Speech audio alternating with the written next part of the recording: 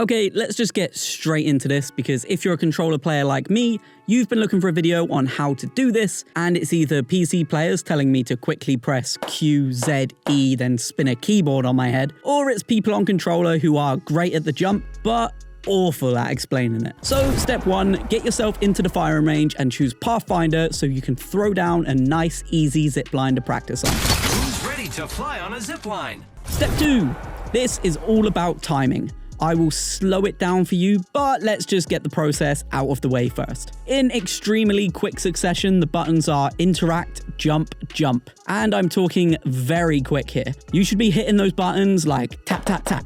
The buttons for PlayStation are square XX, for Xbox it will be XAA, then for Switch it's YBB. Okay, so let's slow this down a little and I'll show the prompts on screen as I hit them.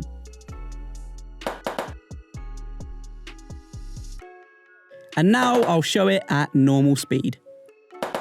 Notice how quickly the buttons are pressed. Just try to get that rhythm in your head as you press the buttons. Step 3, okay, so as you might have guessed by now, hitting interact, jump, jump this fast feels impossible. Especially in a setting where you're under pressure, getting chased and shot at by an enemy team.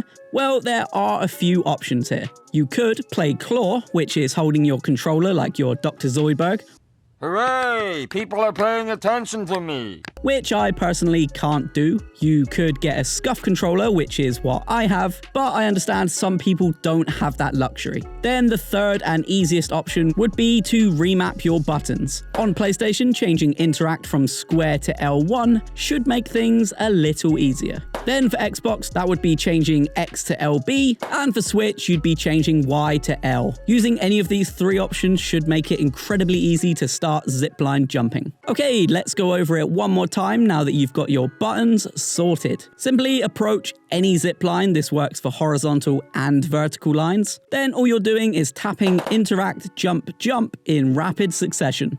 You'll see the height difference between just jumping off a zipline like this, and then achieving the super jump, which looks like this. Now, stick with me, because I'll be uploading the mantle jump for controller, then a few other Apex techniques, which I feel just haven't been explained well enough for us controller players. So drop a sub and come say hello. Sit up.